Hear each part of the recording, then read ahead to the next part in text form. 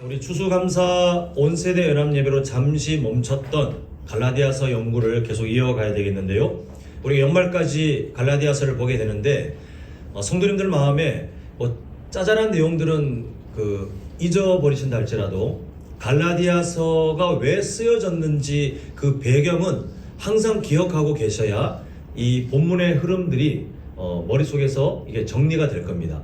이미 다 아시는 것처럼 갈라디아서는 당시 거짓 교사들이 예수님 믿는 것만으로는 부족하고 유대인들의 전통, 규칙, 율법 이런 것을 따라야 진짜 구원받고 하나님의 자녀가 된다라고 하는 가짜 복음을 막 갈라디아 교회에 퍼뜨려서 그들을 추종하는 사람들이 생기고 혼란이 생기고 그런 좋지 않은 상황에 사도 바울이 그들의 삶을 돕기 위해서 쓴 편지가 갈라디아서입니다. 그래서 우리는 계속해서 바른 복음이 무엇인지를 보게 되었는데 그 바른 복음을 보니까 인간의 행위로 뭔가를 만들려고 하는 시도, 반대로 하나님의 은혜를 의지하는 삶, 이 두 가지 삶이 지금 계속 대립되고 있는데 참 희한하게도 이 인간의 행위의 의미를 두는 그 행위 구원이라고 만약에 우리가 정리한다면 행위 구원을 믿는 사람들은 이때만 있었던 것이 아니라 안타깝게도 그 이후에 교회 역사에도 계속 나타났고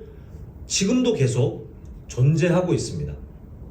우리 교회는 없길 바랍니다만 어느 시대나 어느 교회나 행위 구원을 믿는 그 바른 복음에서 떠난 안타까운 사람들이 항상 있었어요. 근데 참 더 안타까운 게 뭐냐 하면 이 행위 구원을 믿는 사람들이 더 열심히 해요. 근데 그럴 수밖에 없는 것이 열심을 왜 내냐 하면 뭔가를 열심히 안 하면 종교적인 것이든 아니면 봉사든 섬김이든 어떤 그 뭔가를 열심히 하지 않으면 구원을 빼앗긴다.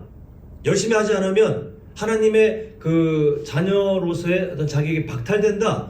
이렇게 생각했기 때문에 뭔가를 빼앗기지 않기 위해서 열심을 낼 수밖에 없는 그렇게 열심을 내는 겉모습을 보면 와, 저 사람 참 대단하다. 신앙생활 저렇게 해야지라고 보이지만 근데 출발은 하나님께서 주신 말씀이 아닌 자신만의 어떤 상상, 인간의 어떤 잘못된 그 동기 이런 걸로 신앙생활을 하기 때문에 사실 되게 위험한 신앙생활이다라고 우리가 정리했습니다. 그래서 우리가 여러 번 반복했습니다만 우리의 신앙생활의 동기는 뭔가를 잃어버릴 것 같아서 불안하기 때문에 아니면 하나님께 벌을 받을까봐 겁나기 때문에 우리가 예배 드리고 말씀 읽고 기도하고 순종하고 섬기고 이렇게 하는 것은 하나님과 우리 사이에 맺어진 관계가 아니에요. 이건 가짜예요, 가짜.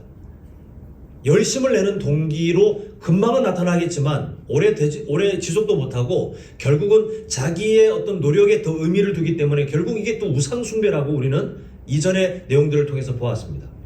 우리의 신앙생활의 동기는 뭐냐 하면 나 같은 사람이 어떻게 구원받을 수 있었지? 나 같은 사람이 어떻게 하나님의 자녀가 될 수 있었지? 이 하나 여기에 우리가 감사한 마음이 매일마다 샘솟아나면서 그 감사 때문에 더 순종하고 싶어지고 그 감사 때문에 더 예배하고 싶어지고 그 감사 때문에 하나님께로 더 가까이 나아가고 싶어지는 것이 우리의 신앙생활의 출발선이 되어야 된다고 우리가 이전 시간까지 보았습니다. 자, 우리는 계속해서 이런 그 배경을 이해하면서 우리가 어떤 구원관을 갖고 있는지 동시에 우리는 어떤 구원관을 가져야 하는지를 계속해서 우리 자신을 좀 돌아보게 되겠는데요. 우리 한번 21절을 보시면 내게 말하라 하면서 질문을 하는 거예요. 지금 사도 바울이 질문을 던지는데 율법 아래에 있고자 하는 자들아, 이 표현은 거짓 교사들. 그러니까 율법을 지켜야 구원받아. 율법을 지켜야 의로워져. 율법을 지켜야 하나님의 백성이 되는 거야 라고 하는 그 율법 아래에 갇혀 있기로 작정하는 그런 자들, 또 그들을 따르는 그런 사람들을 통칭하는 말입니다.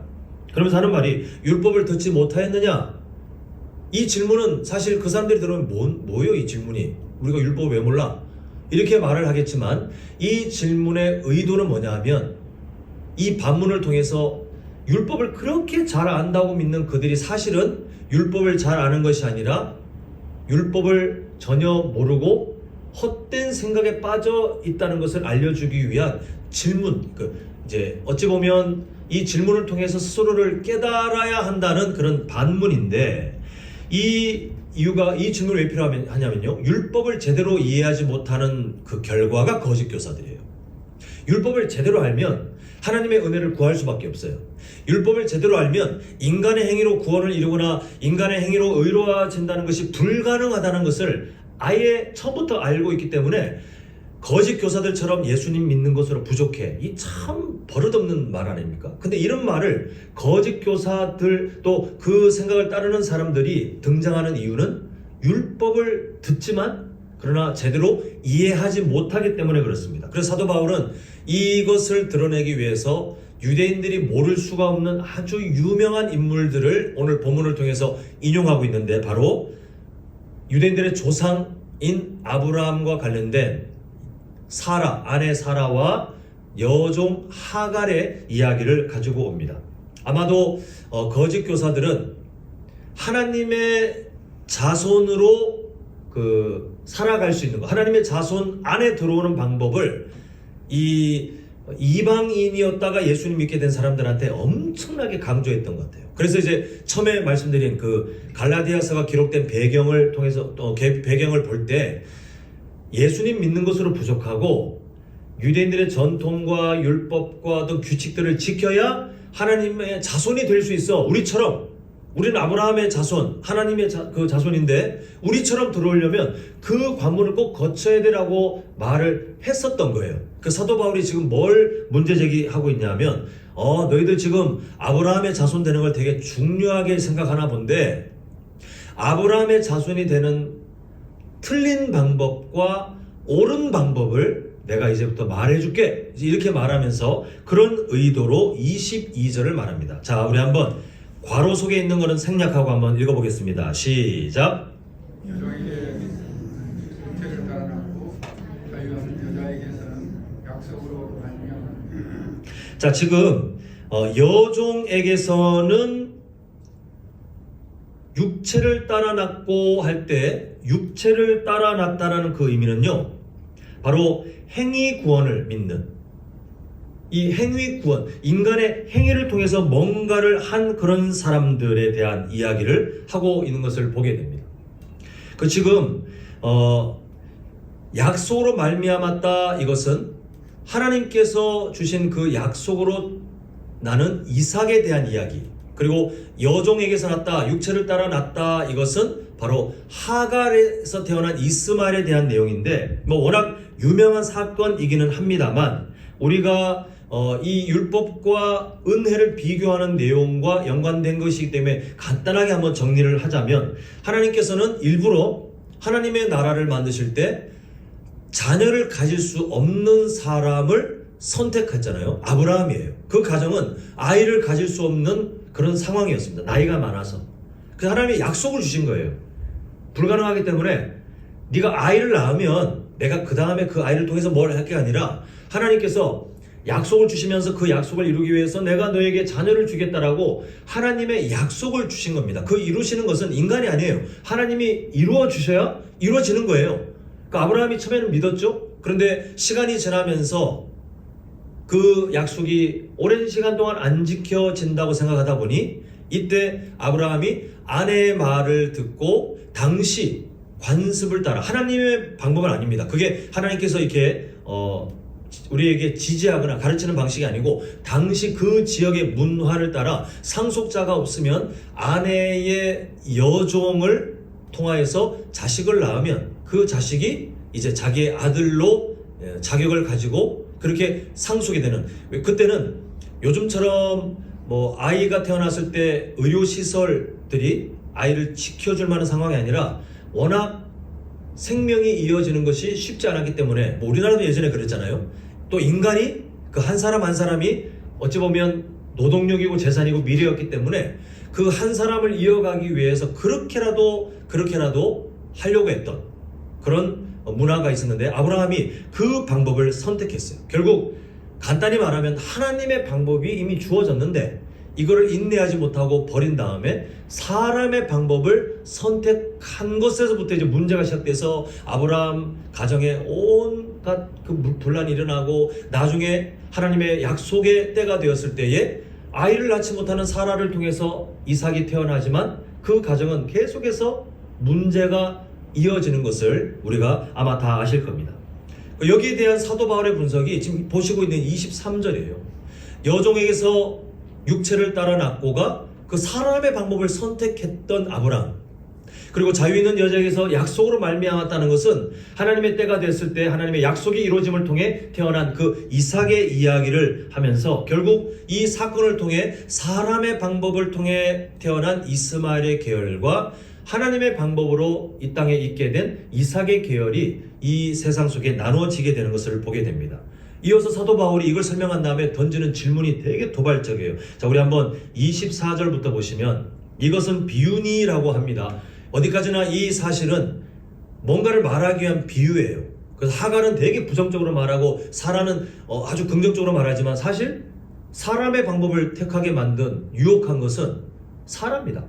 이 이야기는 뭔가를 드러내기 위한 그 하나에 대한 비유니까 우리가 아브라함과 하갈, 이스마엘과 관련된 사건들을 여기 비유와 연결시켜서 뭐가 맞니 안 맞니 그게 따질 것 없이 무엇을 말하려고 하는 것이구나, 이거 하나에만 우리가 딱 주목하면 좋겠는데, 자, 지금 보면 이것은 비유니 한 다음에 이 여자들은 두 언약이라 라고 말하면서, 자, 지금 우리가 주목할 단어는 신의 산과 예루살렘이에요.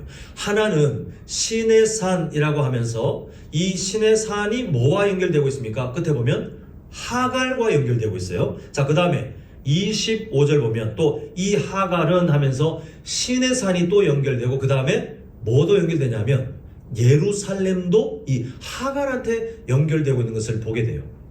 유대인들에게 신의 산과 예루살렘은 유대인들이 그렇게 자랑하는 모세율법을 의미합니다. 그 유대인들에게는 신의 산, 예루살렘 하면 뭔가 자부심이 막 넘치는, 뭔가 우리는 남들과 다른, 근데 지금 이 신의 산과 예루살렘을 그렇게 자부심을 가지지만 지금 사도 바울은 뭐와 연결되냐면 그것은 인간의 행위로 뭔가를 하려고 하는 그런 행위 구원, 하갈의 사건과 연결되어 있는 것이다 라고 지금 이야기를 하고 있는데, 사실 유대인들이 이 이야기를 듣고 매우 불편해 했을 겁니다. 이게 되게 불편해지는 이야기예요. 지금 사도 바울이 왜 이런 논지를 펼치고 있냐면 무엇을 의지하고 있는지에 대한 질문으로 이걸 접근하고 있기 때문에 그렇습니다. 자, 지금 사람의 방법을 택한 아브라함, 또 하나님의 방법으로 이루어진 그 이삭의 사건을 볼 때 무엇을 의지하고 있는지에 따라서 이 두 사건이 갈라지잖아요. 아브라함이 하나님의 약속을 받고 살았지만 그 시간이 지남을 통해서 하나님을 의지했던 마음이 점점 약해지고 그 다음에는 사람의 방법을 의지했습니다. 자, 이때 한번 질문 드려보고 싶은 게 있어요. 하갈을 통해 이스마엘이라는 후사를 이제 얻고자 했던 아브라함은 믿음이 있는 사람일까요? 믿음이 없는 사람일까요? 아마도 우리 성도님들은 그 믿음 없는 인간이구만 이렇게 대답하시겠지만 아브라함은 믿음이 아주 강한 사람입니다. 다만 믿음의 대상을 바꾼 거예요. 자, 아브라함이 하나님의 약속이 있음에도 그 방법을 선택한 이유가 뭐냐 하면 내 아내가 알려준 방법처럼 그 시대 다른 사람 다 그렇게 살고 있는데 나만 그런 게 아니라 다른 사람들도 그런 것처럼 나도 내 아내의 여정을 통해 후사를 얻으면 그 아이를 통해 이 고민들이 다 해결될 거야 라고 하는 믿음이 아주 강력하게 그 아브라함에게 있었던 겁니다. 결국 아브라함은 믿음이 없었던 사람이 아니라 믿음이 아주 강했는데 문제는 그 강한 믿음의 방향이 문제였던 거예요. 하나님을 의지하다가 더 이상 신뢰하지 못하고 다른 대상을 의지하면서 이 모든 문제들이 그때 튀어나온 것을 보게 되는데요. 이 믿음의 방향이 틀려지니 하나님의 은혜를 의지하면 때가 되었을 때에 당연히 아내 사라를 통해서 그 이삭이 자신의 품 안에 안겨지는 놀라운 기적을 그냥 아주 아름답게 경험했을 텐데 믿음의 방향을 잘못된 대로 하니까 하나님의 방법이 아닌 사람의 방법, 인간의 행위를 의지하고 그것으로 뭔가를 얻어내려고 하는 이 아브라함의 선택이 있었습니다. 결국 이 아브라함의 잘못된 선택 때문에 인간의 행위를 의미하는 하갈과 이스마엘 사건이 일어났는데 물론 하나님은 사랑의 하나님이시기 때문에 이 하갈과 이스마엘을 돌봐주십니다. 긍휼히 여기십니다. 그런데 중요한 사실은 뭐냐 하면 하나님께서 원래 계획하신 하나님의 나라를 만들고 또 궁극적으로 예수 그리스도의 구원의 역사를 만들어내고자 하는 하나님의 계획은요, 이 하갈과 이스마엘을 통해서 이루시지 않으셨어요.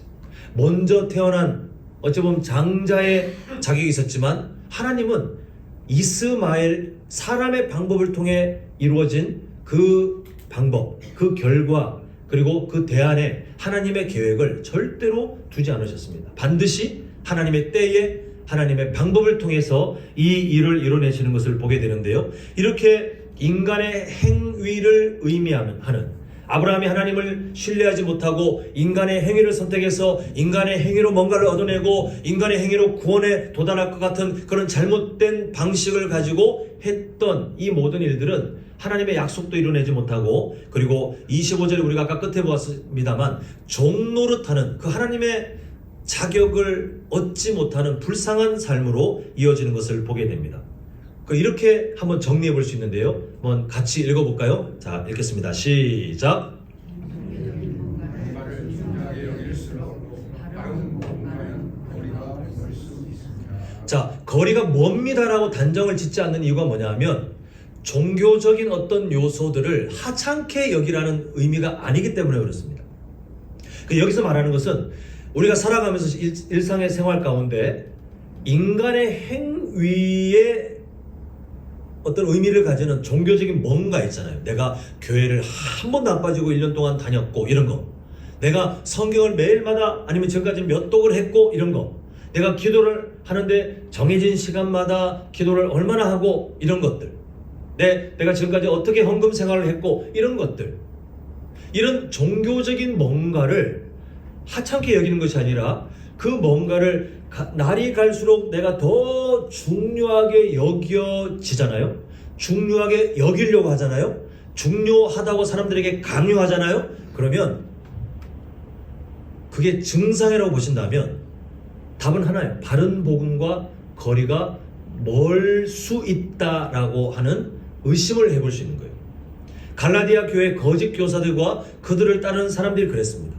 마치 아브라함이 하나님의 약속이 아닌 인간의 행위로 뭔가를 얻어내려고 했던 그 인간의 행위, 아내의 말을 듣고 여종을 통해서 자녀를 얻으면 다 해결될 것 같은 이 뭔가를 중요하게 여기는 순간 하나님의 은혜에서 멀어진 삶을 살았잖아요. 마찬가지로 우리가 신앙생활하면서 하나님의 은혜는 바른 복음에 있는데 그 바른 복음에 담겨있는 하나님의 은혜가 아닌 종교적인 뭔가를 통해서 내가 거룩해지는 것 같고, 내가 구원을 이뤄내는 것 같고, 내가 마치 구별된 하나님의 자녀 같고, 마치 이 세상에서 이 신약시대의 어떤 표현을 하자면 주의 순결한 신부로 마치 구별되는 것 같은 그런 착각 속에 점점 빠진다면 그 사람의 삶은 바른 복음과 거리가 먼 삶으로 가게 될 수 있다는 사실입니다.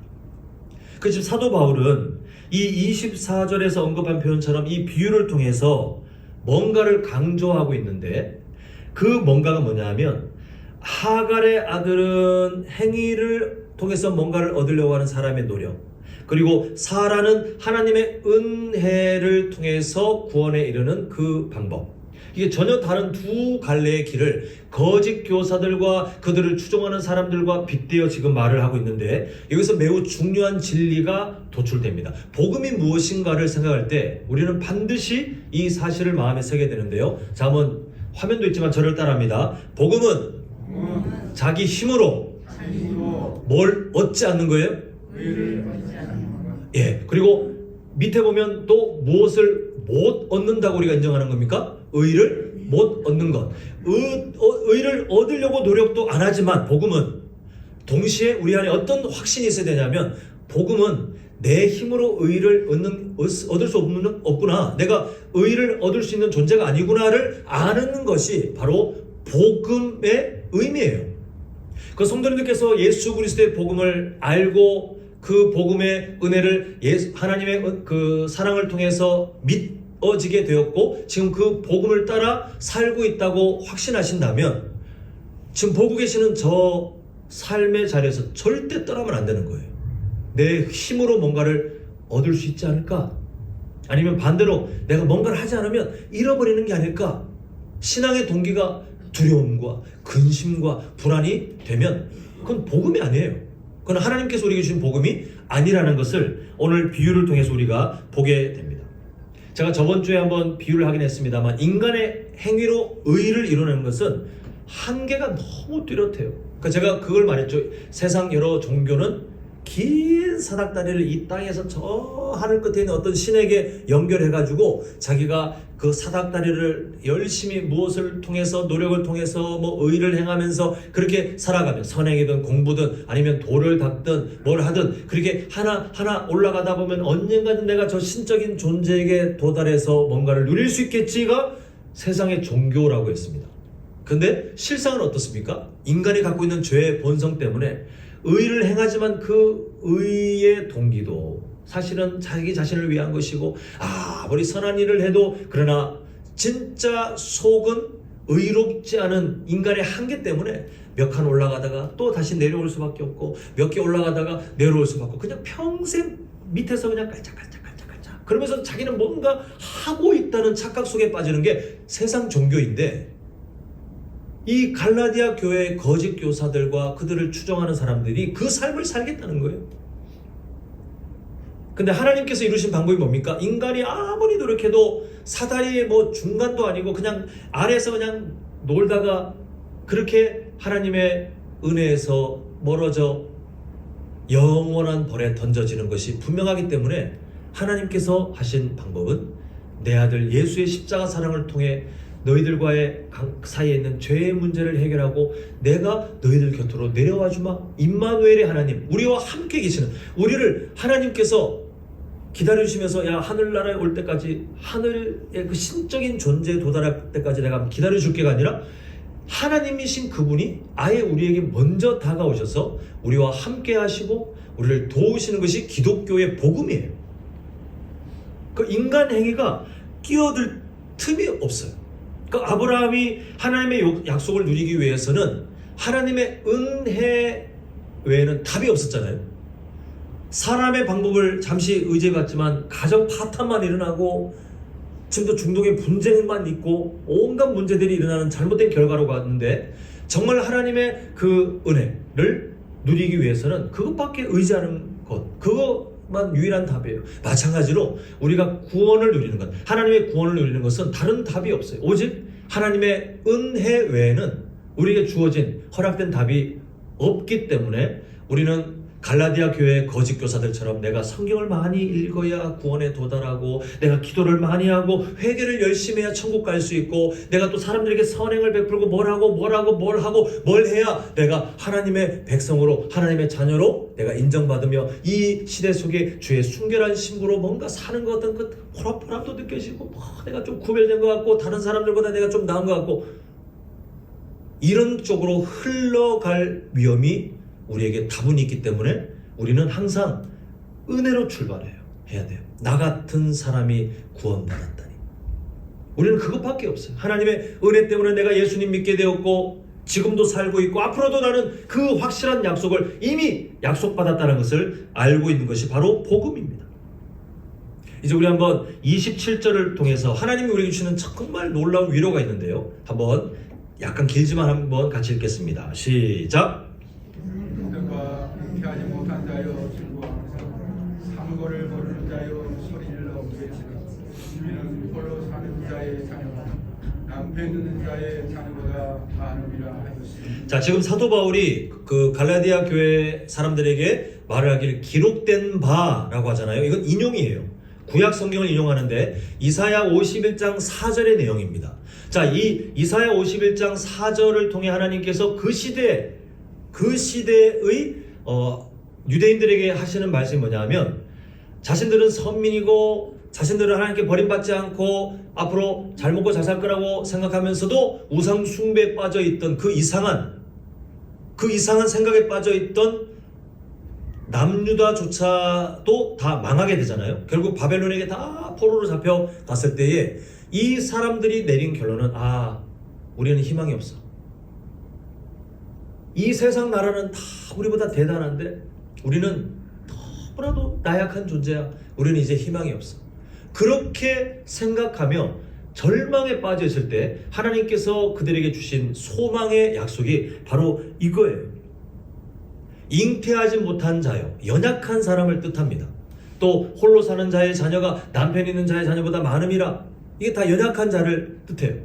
그러니까 하나님께서 하나님께서 주신 70년의 형벌의 때가 지난 다음에 다시 돌아오게 할 것이고, 그러나 결국은 그 연약한 자들을 통해 훗날 예수님의 시대가 열려지고, 그리고 훗날 그 예수님을 통해서 이방인들에게, 우리를 포함해서요, 이방인들에게 그 생명이 전해짐을 통해 하나님의 백성들이 온 지구상의 곳곳에서 일어나게 될 것을 하나님이 미리 말씀하시는 거예요. 근데 이 이사야 51장 4절, 오늘 본문에서 인용된 이사야 51장 4절은 오늘 사도 바울이 그 전에 인용했던 사라와 하갈의 이야기를 가지고 하나님께서 이사야를 통해 주신 말씀이에요.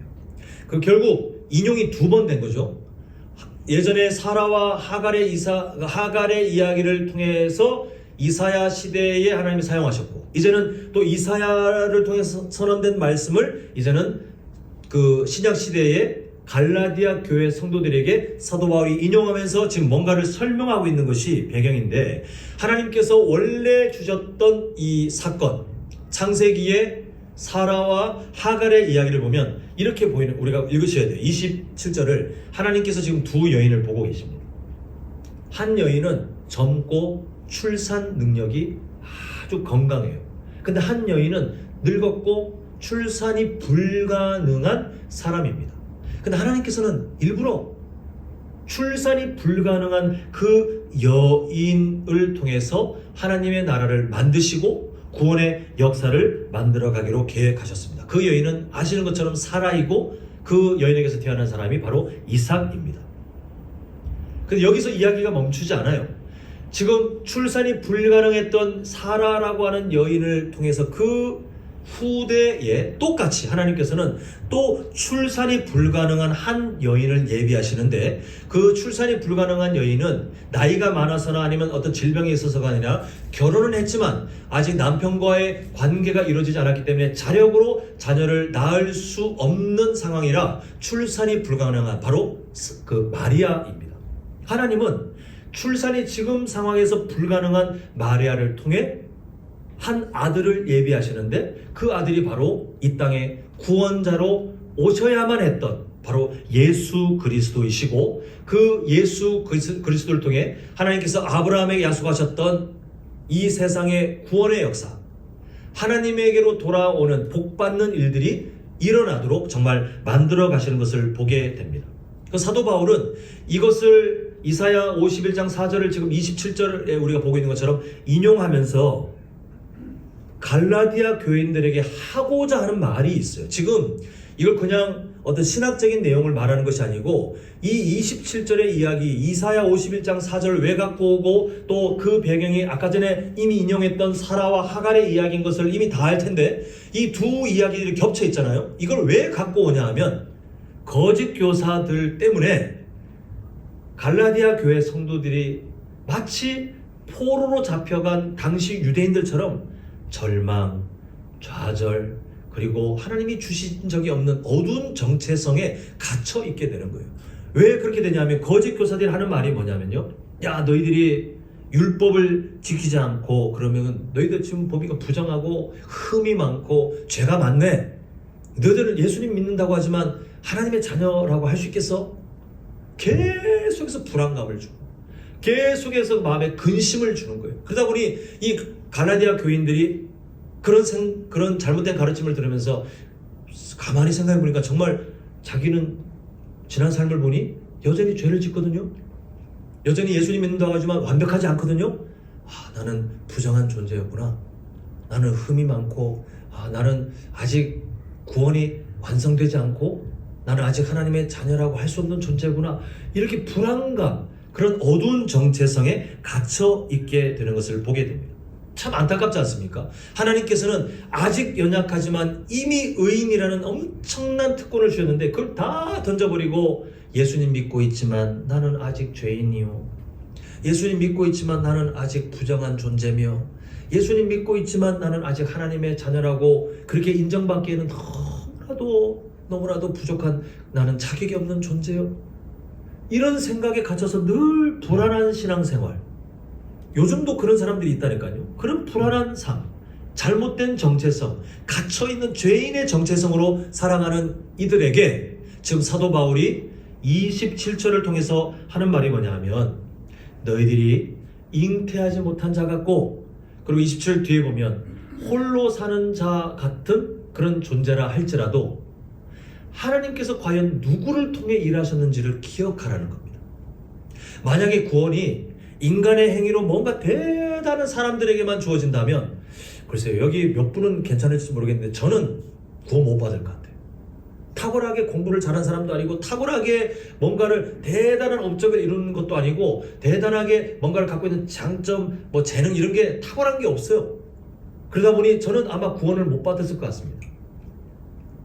만약 그렇다면 그게 인간의 행위를 통해서 구원이 되고, 인간의 어떤 잘난 요소들 뭔가를 잘 이뤄냈기 때문에 그게 우리에게 의를 이룬다고, 정말 하나님의 구원 방식이 그렇다면 마치 출산 능력이 있는 사람을 통해 하나님의 일을 이루신 것처럼 하나님은 그렇게 일을 하셨어야 돼요. 근데 지난 하나님의 역사들을 보십시오. 그렇지 않지 않습니까? 하나님이 일부러 연약한 존재들을 통하여 하나님의 일들을 항상 이루어지는 거예요. 왜 그럴까요? 왜 굳이 아브라함 가정을 선택하셨을까요? 대단한 뭔가 있습니까? 믿음의 조상 아브라함. 아니요. 저는 아브라함이 믿음의 조상이라는 그 호칭을 받게 된 것은 정말 나중 같아요. 하나님을 신뢰하지 못하는 모습들이 얼마나 많이 있습니까? 또 아브라함이 살았던 곳은 우상 숭배가 막 많았던 그런 지역. 탁월하기를 모태신앙도 아니었잖아요. 이 신도 섬기고 저 신도 섬기는 그냥 그런 사람, 그런 가정, 그런 문화, 그런 속에 있었던 사람이잖아요. 아브라함이 뭐가 대단한 게 있었습니까? 더군다나 아이를 낳을 수 없는 가정. 근데 하나님은 일부러 그런 사람들을 통해서 하나님의 역사를 왜 나타내시냐면, 하나님의 일은 인간의 뭔가를 통해 이루어지는 게 아니라 하나님의 은혜로만 된다는 것을 드러내시기 위하여 그런 연약한 사람을 선택하신 거예요. 아브라함 사건뿐만 아니라 그 뒤에 이어지는 일들을 보십시오. 다 세상적으로 잘난 사람들은 하나님께서 그다지 관심이 없습니다. 기드온과 300용사도 왜 그렇게 됩니까? 대단한 사람들입니까? 아니요. 연약하고 그런데 더 하나님이 연약하게 만들어낸 다음에 하나님의 은혜를 드러내셨던 사건이잖아요. 그 성경 속에 하나님이 이뤄내신 일들을 보면 항상 인간의 행위를 통해서가 아니라 연약한 자들을 통해 하나님의 일들을 이루시면서 하나님의 은혜를 드러내시는 것을 보게 됩니다. 구원에 대해서도 마찬가지예요. 지금 갈라디아 교회의 거짓 교사들의 잘못된 가르침 때문에 우리는 구원받을 자격이 없고, 예수님 믿고 있지만 나는 아직 구원을 못 받은 것 같고, 내가 하나님의 자녀라고 하기에는 내가 지난 일주일의 삶을 봐도 너무 연약한 것이 많고, 저 거짓 교사들, 물론 그 사람들은 그렇게 생각 안 하겠지만 저 사람들은 뭔가 대단한 것 같은데, 유대인들의 전통과 그런 율법들을 잘 지키고 있는 것 같은데 나는 그러지도 못한 것 같고, 나는 출신이 이방인이고, 주눅들어 있는 그들에게 사도 바울은 하나님의 일하심을 그렇게 오염시키지 말라는 겁니다. 이거 한번 우리 마음속에 꼭 새겼으면 좋겠어요. 한번 같이 읽어보겠습니다. 시작. 있는 모습 그대로 하나님이 누구를 사랑하신다고요? 이 사실을 잊어버리면 성도님들은 복음을 모르는 사람들이에요.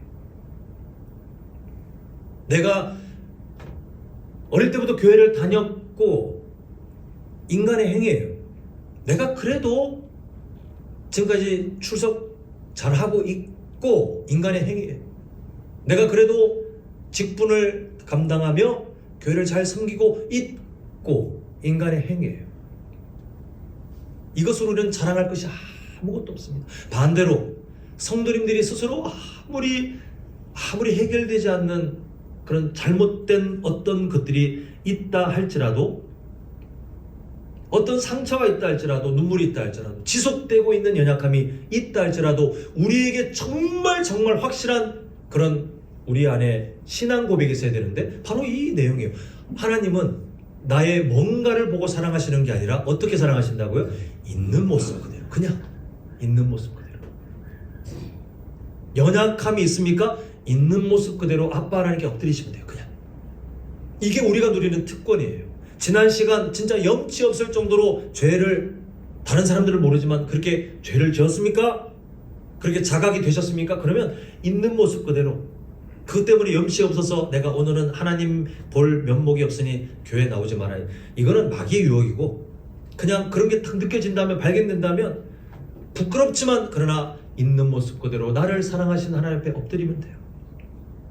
이게 우리가 누리고 있는 자격입니다. 그래서 지금 27절에서 보았던 잉태하지 못한 자, 홀로 사는 자의 자녀, 이건 다 뭐냐면 그 시대 언어로 볼 때 무기력하고 소외되고 연약한 그런 존재를 말하는데, 근데 하나님께서는 이런 존재들을 통해서 이루시는 그 일이 뭐냐, 27절 제일 끝을 보시면요, 이런 홀로 사는 자의 자녀가, 연약한 자의 인생이 마치 세상적으로 많은 것을 가지고 대단한 재능이 있고, 마치 우리가 볼 때 기가 죽을 만한 어떤 사람, 그게 신앙적인 것이라 할지라도요, 아, 저 사람은 모태신앙, 저 사람은 직분도 잘 감당하고, 저 사람은 정말 성경도 많이 알고 있고 기도도 잘하고, 모두 성도님들이 그 누군가를 볼 때 기가 죽는 어떤 누군가가 있다 할지라도 하나님께서 갖고 계시는 계획이 뭐냐 하면, 그런 사람에 대해서 우리에게 어떤 약속을 주냐면요, 연약한 자를 통해 이루시는 하나님의 은혜가 얼마나 큰지를 말씀하시는데, 남편 있는 자의 자녀보다 많음이라. 이게 뭐냐면 홀로 사는 자는 연약한 자, 남편 있는 자는 마치 여러 좋은 것들을 다 갖고 있는, 우리를 기를 죽일 만한 어떤 사람들을 말하지만, 하나님께서는 누구에게 더 많은 것들을 허락하시냐 하면 연약한 자에게 은혜를 주시는 거예요. 이게 갈라디아 교회 성도들이 빨리 상처를 씻어내야 하는 그 마음의 출발점이에요. 아, 하나님은 내가 뭔가를 해야 사랑하시는 것이 아니라, 내가 마치 자녀가 없는 그 어떤 여인처럼 참 무능력하고 소외되고 그 시대 사람들이 인정받지 못하고 나의 지난 여러 상처들이 있고 지금도 지속되는 어떤 죄의 습관들이 있다 할지라도, 그러나 하나님은 연약한 나에게 크신 은혜를 베푸시며, 과거에도 그러셨던 것처럼 오늘 나에게도, 미래의 나에게도 하나님의 은혜가 늘 함께 하시겠구나. 그때 어두웠던 정체성을 이겨낼 수 있는 힘이 생겨요. 사도 바울은 지금 그것을 말하고 있습니다. 여러분들은 있는 그대로를 사랑하시는 하나님의 사랑이 머물러 있는 존재요. 여러분들을 통해 하나님께서 정말 많은 것들을 이 세상 가운데 하실 거예요. 이 놀라운 정체성을 알려주면서 인간의 행위에 제발 의미를 두지 말고, 시작도 하나님의 은혜, 중간 과정도 하나님의 은혜, 마무리도 하나님의 은혜로 이미 다 보장되어 있는 그 구원의 놀라운 약속을 붙들고 제발 바르게 좀 살아갑시다. 이게 오늘 본문이 우리에게 주고 있는 도전이기도 합니다. 이제 말씀을 맺겠습니다. 사랑하는 성도 여러분, 성도님들의 지금 삶이 어떠한지는 모르겠습니다. 두 부류가 있다고 크게 한번 나눠본다면, 마치 거짓 교사처럼, 없으실 거라고 알지만 그냥 예입니다. 우리 교회 안에 거짓 교사들처럼 마치 내가 뭔가를 해서 구원을 이루고, 내가 지금까지 남들보다 더, 바리새인 같은 마음이잖아요. 남들보다 더 기도했고 그래서 나는 저 사람보다 더 구원에 가까워졌고, 뭐 이렇게 생각하는 사람이 있다면, 이런 사람이야말로 하나님의 은혜가 좀 빨리 필요한 사람이에요. 정신 빨리 차리고 하나님의 은혜를 맛봐야 되는 사람이고, 반대로 어두운 정체성, 나는 구원받지 못할 것 같아, 나는 나중에 천국 문 앞에서 쫓겨날 것 같아, 나는 하나님의 자녀라고 하기엔 너무 지금 흠이 많고, 나는 지금도 뭐가 해결 안 되고, 뭐가 그런 어두운 정체성에 혹시 누군가가, 우리 중에 누군가가 갇혀 있다면, 또 그분이야말로 하나님의 은혜가 필요해요. 은혜를 통해 그렇지 않다는 것, 하나님의 소망이 우리에게 머물러 있다는 것을 우리는 빨리 깨닫고 그렇게 살아가야 됩니다. 그래서 오늘 설교 제목은, 그래서 우리 모두에게 필요한 것이 은혜예요.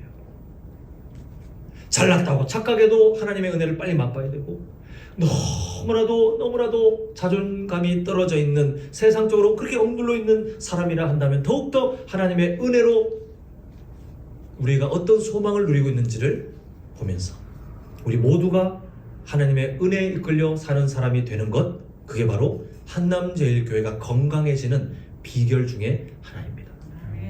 바라기는 우리 성도님들, 갈라디아서를 보면 본문의 내용은 바뀌지만 결국은 결론은 항상 거의 똑같지 않습니까? 배경이 그렇기 때문에 우리는 하나님의 은혜를 의지하고 살고 또 그 구원의 은혜를 감사하며 살아가는 바른 복음 밖으로 나가면 안 됩니다.